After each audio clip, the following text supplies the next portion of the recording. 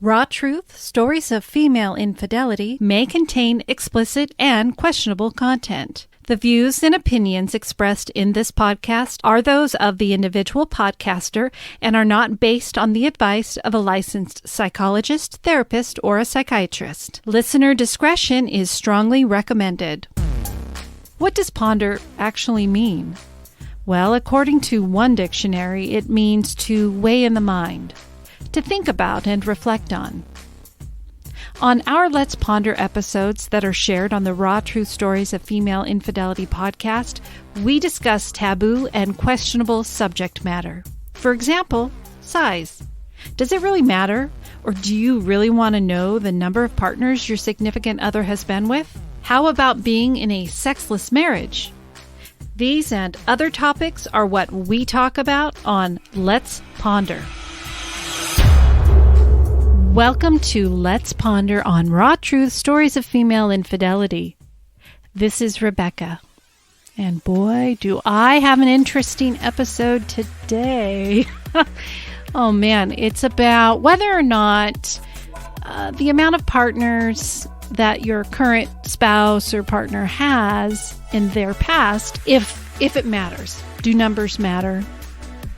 And I received a great short story from somebody through my website, and I will read that today. I'm going to read an article today about sharing sexual history with people that you're with, and then I recently joined a Facebook group. Now, the name of it was I don't want to say which group it was, but it was along the lines of what I thought was female infidelity. It could be about female infidelity, but it's not approached the way that I deal with things. Let's just put it that way. But there are several people on that group, and they are wide open about information and everything. So I surveyed that group about this topic, and I received some interesting feedback, and so I will share that. I really didn't get much of anything from listeners. I think one post or comment from one of my very loyal listeners who he'll send me emails and suggestions, and he knows who he is without me even saying a name. And of course, I don't say names, right? Because we keep anonymous. But I will share his post as well. So let's get started. Message. Here is a little info for your ponder. This may seem a little rambling, but I'm trying to get most of the details there, but be as brief as possible. So to provide you some input, I know this seems weird, but back when I met my spouse, we had many long and intimate talks. One of the topics was the number of past partners.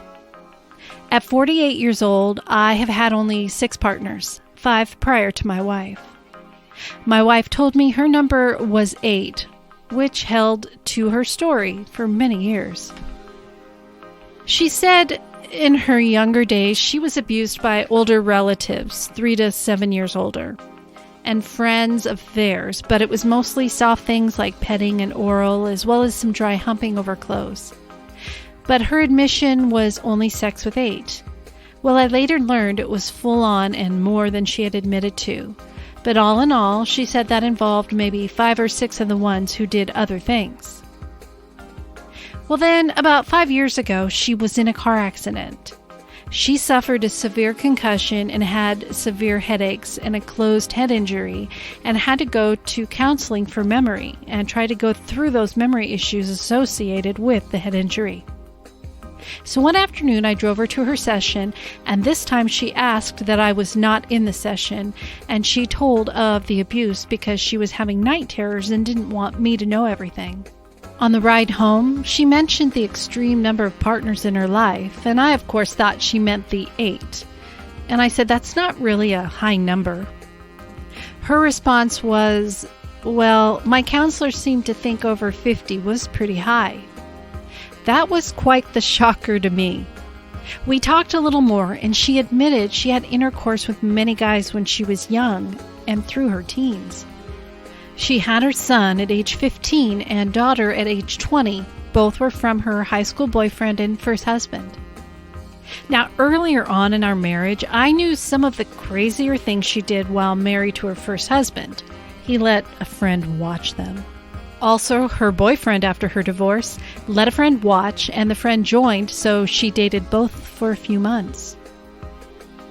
My wife said of the more than 50, about 20 were in her teens. She said she only cheated on her first husband once, but later admitted it was actually twice. In my head, the numbers didn't add up because I met her when she was dating the two friends who had threesomes with her. I also knew she was hooking up with another guy there too. So, knowing her husband, the 20th-ish as a teen, and the two affairs during her first marriage, and the 3 between plus me didn't add up. Of course, since the head injury, she has been a completely different person, and I have heard some rather suspicious comments. She has been distant and non-sexual with me. About 1.5 years ago, she had an HPV diagnosis, and when she told me, she said she was not surprised, which was kind of an odd response to me. I have learned more, but I primarily wanted to comment about the numbers and the discrepancy. We have been sexless for over 6 years now, and I have done digging and have learned about a few instances, not in full detail, but I know she more than likely cheated. As far as the large discrepancy, I guess it wouldn't have bothered me if she hadn't lied about it when we met. I also would say the numbers not matching bother me as well. I have learned to understand the number was higher when we met, which I accepted. But the fact that the numbers don't come close bothers me, and also the probability of her infidelity. Even some of the wilder things I know of her past, which she has told me details about when we were first married, were not things which upset me at all. So, in this situation here, I can understand. Just be honest, is what he is basically saying. And I'm sure that's unsettling not to know the truth, especially if she was unfaithful. And I know you sent this to me. If you're listening, you sent this to me a little while ago when I first put this out for the request. And I'm just wondering how things are going and if you found out more information. And if you find out she was unfaithful to you, what is going to happen from there? Keep in touch, please. Shoot me a message and let me know how things are going. And thank you for sharing. Okay, so now I'm going to read to you from the research survey from that Facebook group. So I had 3 comments from women, and when I was moving the posts around, I seemed to have lost one of the comments. There were only 3 from women. The rest of them were all men. And so that first one, I do not remember what it was. Something happened when I was working on my Google Docs. And but I'll read the 2 that I have. So it said, the question, of course, the same thing. Do numbers matter in the past of your partners? The women said, no, the current state is more important in my opinion. And the other one said, not at all. Pretty basic, straight to the point. Okay, so the men's answers are, depends on the number. Is it triple digits? Grown people make decisions, children make mistakes. Look, everyone has a past. It doesn't matter. It did to begin with because she was sexually active. She gave all those penises the time of their lives. Now she's a starfish, and my penis needs the attention she gave to all of them. Otherwise, I am bringing in another female for FFM, female, female, male, to compete with her. Okay, well, appreciate your straightforwardness there. Past is the past. It shouldn't matter. Personally, I like that she's been with a lot of men and still is. I'm a cuckold, so that's my preference. Side note, cuckold. That's one thing that keeps coming up on this group. And I've had other people reach out to me in regards to it. So I think that'll be an upcoming ponder. We'll have to stay tuned on that one to see if I decide to pull people's info on that. Okay, keep going here. Depends, really. Each is their own and can imagine the more would be good sex stories. LOL. I do. If she has never had sex, I wonder if she could please me. If she had 200 partners, I wonder if one is what she wants. My love language is touch, so I need touch to feel loved. That is not the same as sex. Hardly. But hold my hand, kiss me, and yes, occasionally, let's go crazy. So they need to be able to go a bit crazy sometimes, including initiating. A female friend of mine asked me when we were walking through the forest, "Do you want to fuck?" LOL. She was playing, but she was not kidding on possibilities. Love her playful spirit. The point, I think some guys want to believe she has turned wild for them, or they have roped in the wild one. Me, I want a woman that knows what she is doing. Innocence is cute and all, but that is not minimally interesting. Great. My wife admitted to having hundreds, and I still married her. I can say the number is not going down. I responded with a question asking if they were in an open relationship or swingers. He said, I let her do what she wants as long as I know. Pretty sure there have been a couple of times that she's not admitting. And then someone asked the person, do you think you could have a bearing on how you were okay with the number? For example, a person who would not be okay with it might be different. The response to that was, lots of guys might not like it because of trust. I told her from the beginning I wouldn't try and change her, just don't lie to me.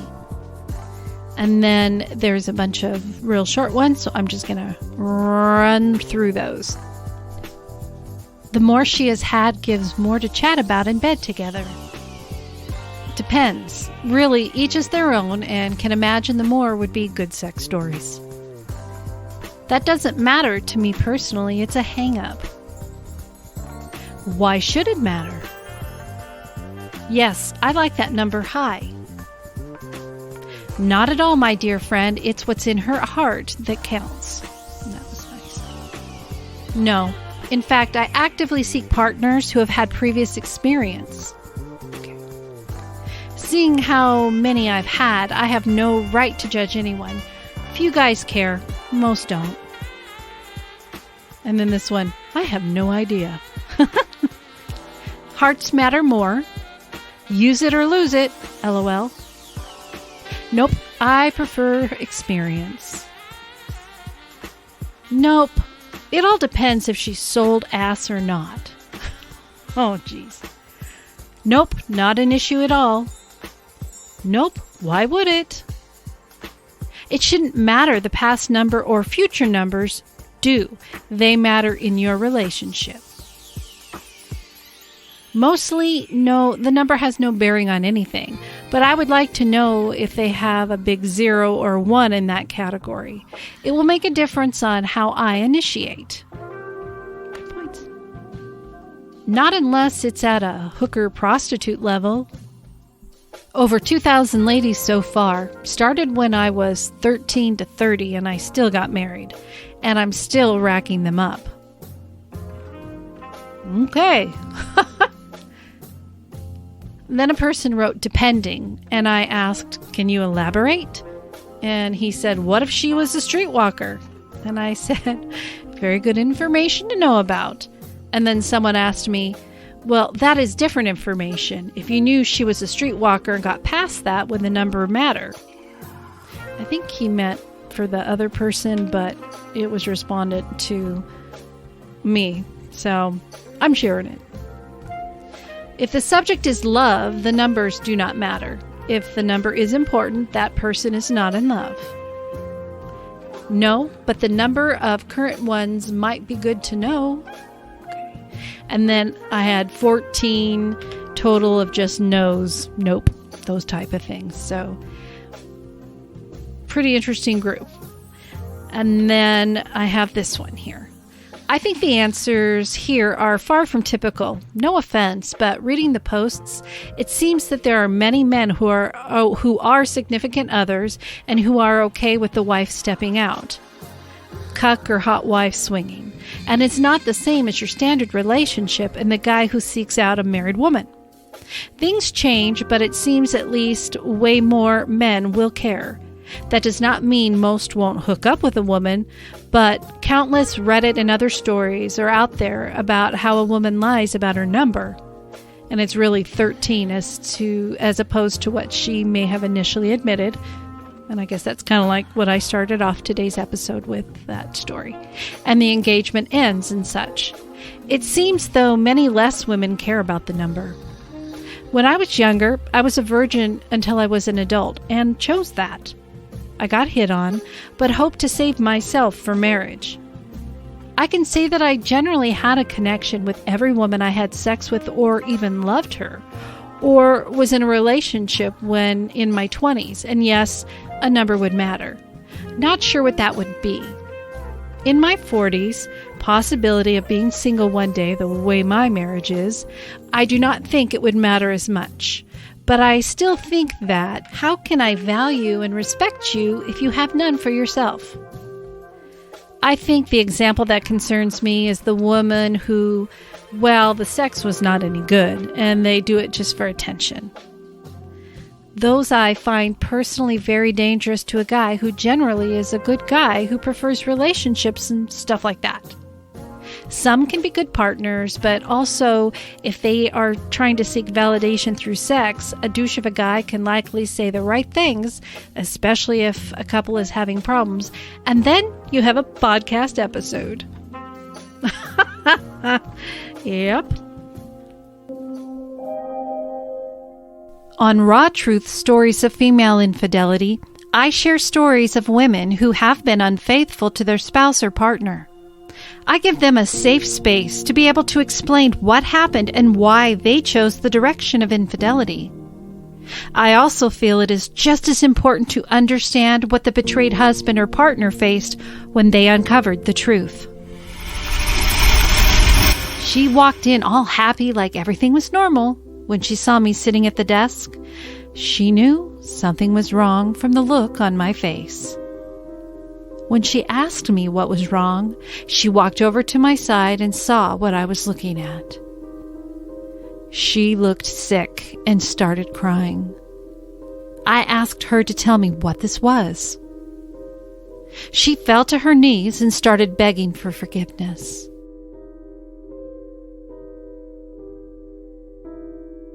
After what seemed like an eternity, she composed herself and tried to explain, but I cut her short and said, "Was there any more?"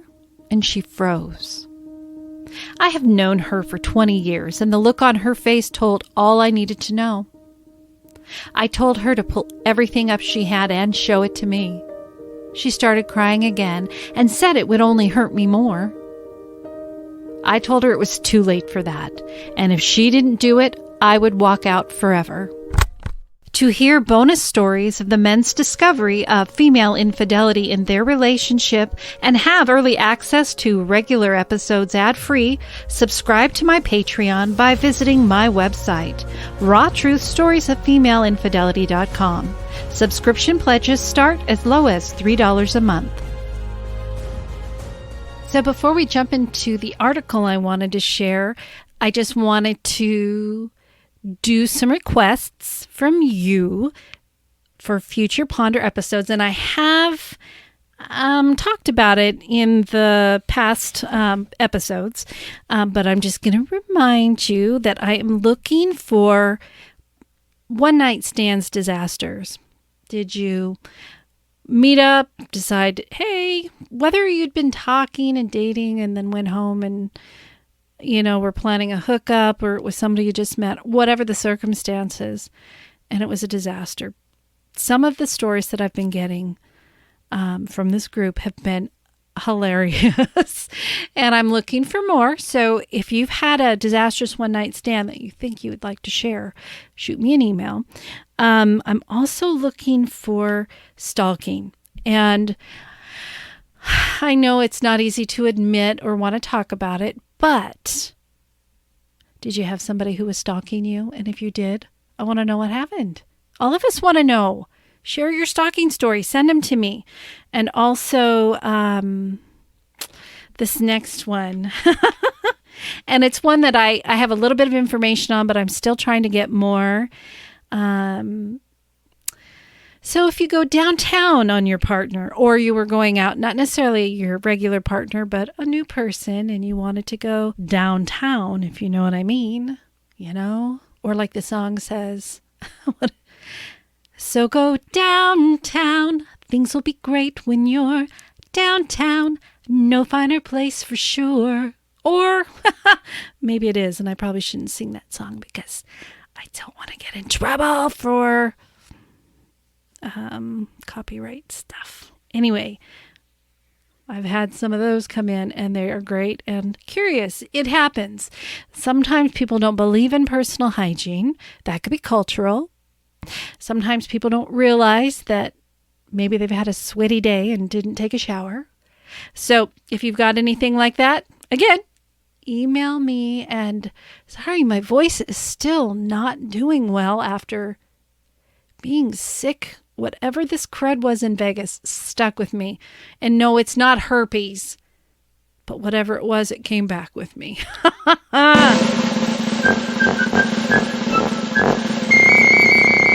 So this article is from Psychology Today, and it was published back in November of 2020.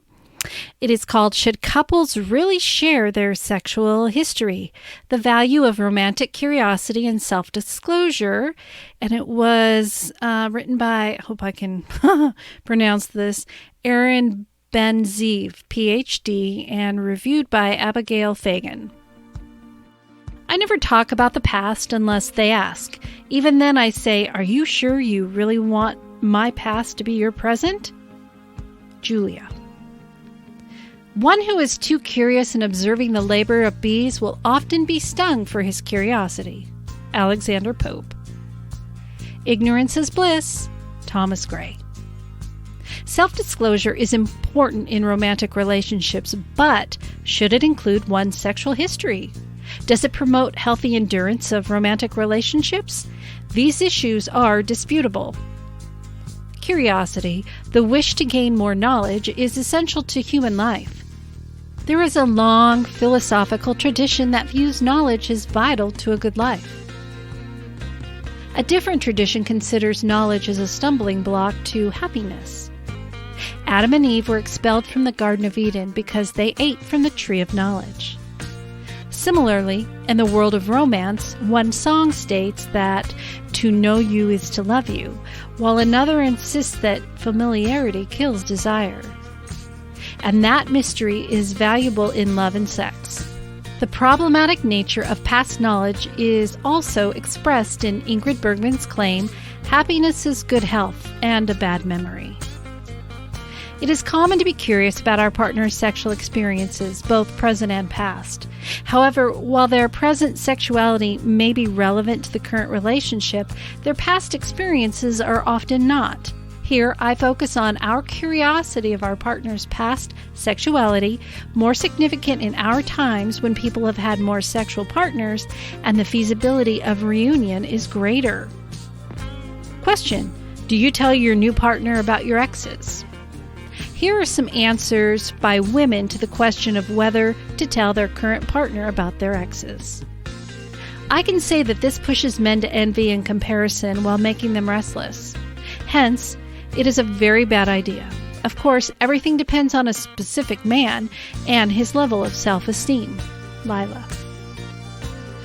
Do not say anything. 0. The beginning of a relationship should be with a clean slate. My previous sexual experiences should not impact the current one. Eva. I try to keep my privacy and do not reveal much information.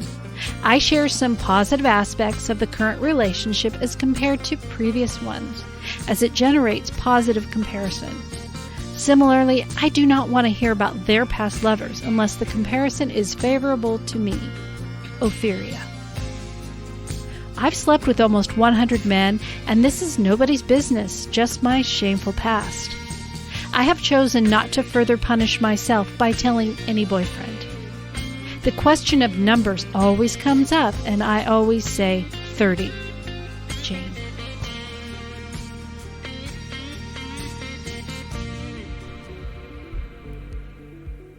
After 20 years of marriage, I told my husband about my ex. He was extremely upset, and our relationship has become hostile, on the verge of divorce. Marion. Question. What should not be discussed? My ex would have a really bad habit of telling me all the men she slept with, penis sizes, intimate details like that, and it would really piss me off. John. It is perhaps obvious that we should not tell our partners everything, especially not at the beginning of the relationship. Tracy Cox suggests 8 things you should never tell your partner. 1. How good was your ex in bed? 2. How sexually good you were with other lovers. 3. Past behavior that doesn't reflect who you are now. 4. Giving exact numbers of sexual partners. 5. Favorably referencing the same ex more than once. 6. Playful boasting designed to make one's partner jealous. 7. Any reference to penis size. And 8. I've never had a problem having an orgasm before.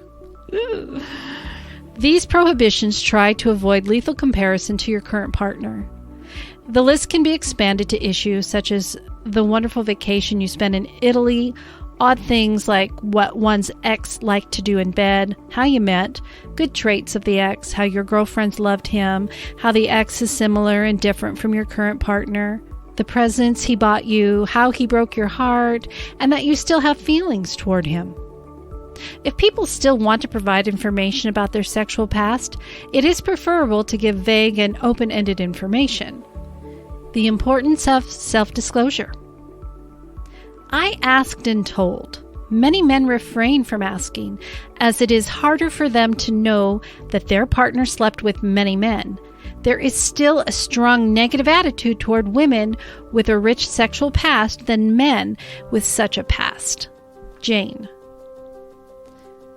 Most men do not like to hear details about the sexual adventures of their female partner with other men, especially when such details dwarf them. Lucy. Despite difficulties in disclosing previous intimate details, self-disclosure enhances intimacy. Indeed, many counselors recommend disclosing your sexual past to your new partner, enabling consequent benefits, such as enhancing mutual knowledge, strengthening trust and sincere communication, avoiding repetition of past mistakes, and reducing suspicion about your past. The value of self-disclosure is particularly evident when it comes to sexually transmitted diseases. Notwithstanding these benefits, studies indicate that positive biases and illusions are valuable in making romantic relationships more satisfying and less distressing. Sustaining a sense of security often requires weaving an elaborate story that both embellishes a partner's virtues and minimizes their faults. Regardless, not sharing information is not necessarily hiding it. It may be retaining one's deserved privacy. Additionally, there are gender differences. Generally, women are more vulnerable than men in intimate relationships, and there is a stronger negative stigma for women having sex with many men. Although gender differences are shrinking now, a detailed sexual self-disclosure by women may be more harmful and likely to make their partner more jealous and insecure. One can argue that early self-disclosure can reveal the jealous and insecure nature of their partners.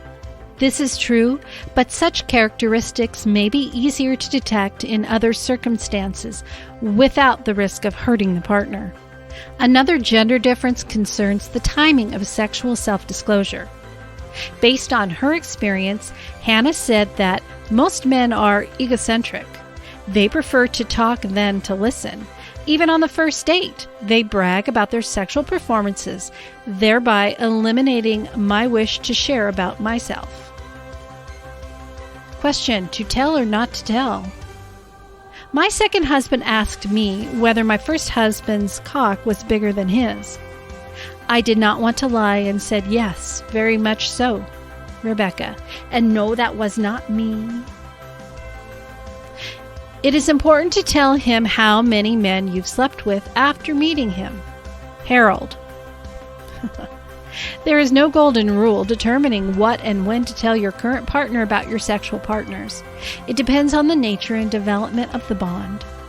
Generally, not revealing anything is problematic, and sharing all details is worse. Open and sincere discussions are significant, though the question of timing is crucial. Sharing details of your exes on a first date through tiring stories is unadvisable. A better way to get to know each other is through ongoing interactions that reveal your authentic nature. Sexual self-disclosure enhances the toxic aspect of comparison.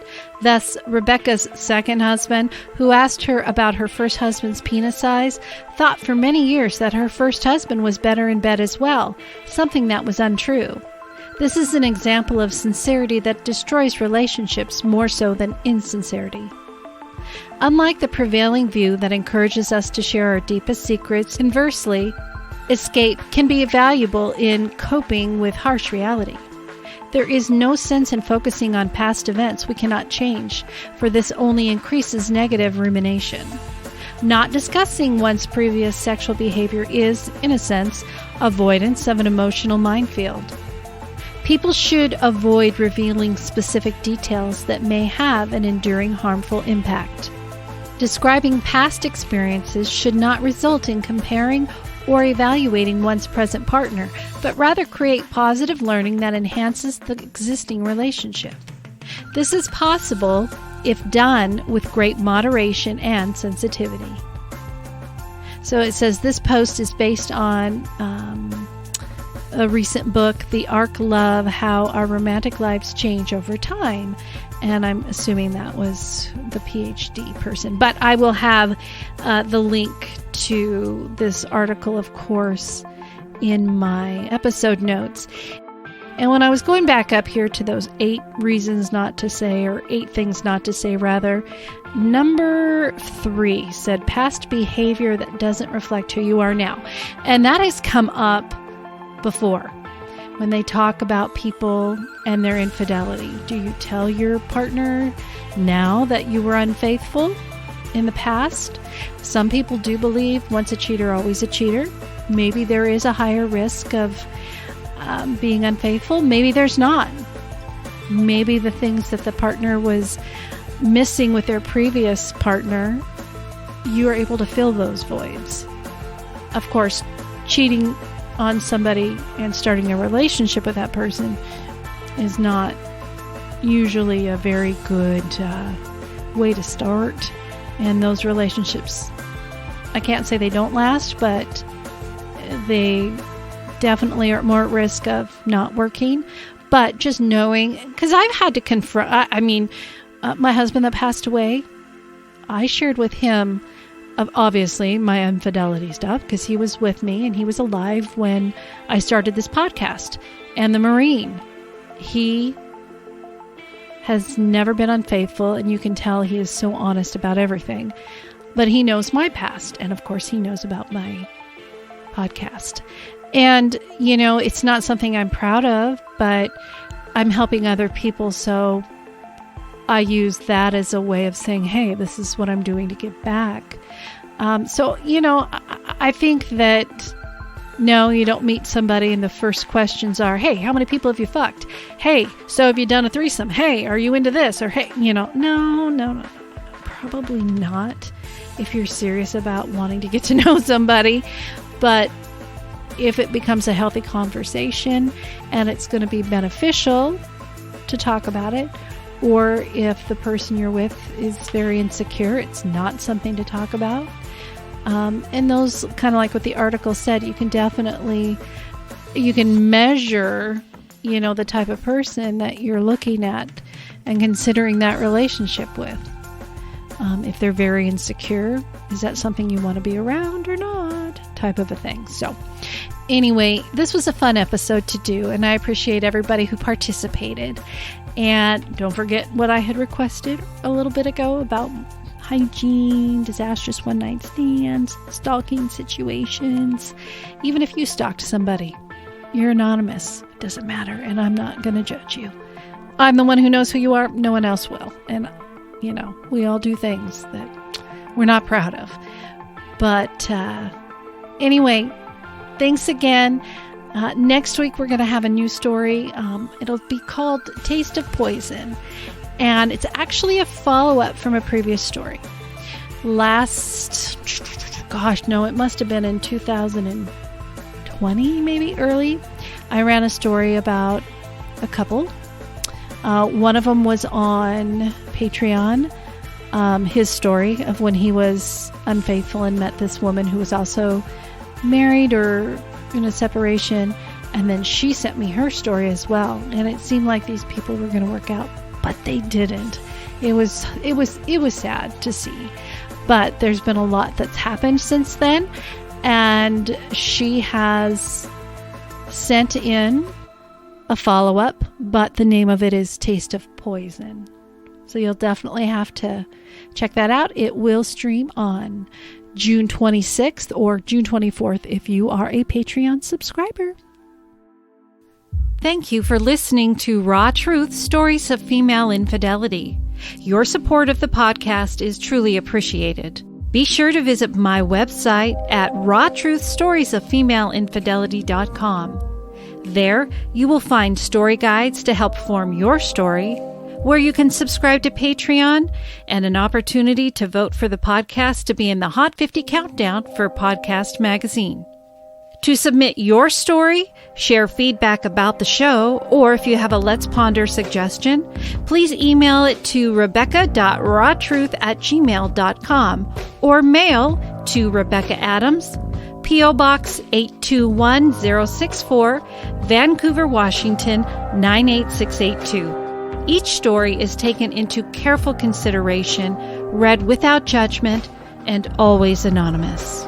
Raw Truth, Stories of Female Infidelity is written, produced, and edited by me, Rebecca Adams.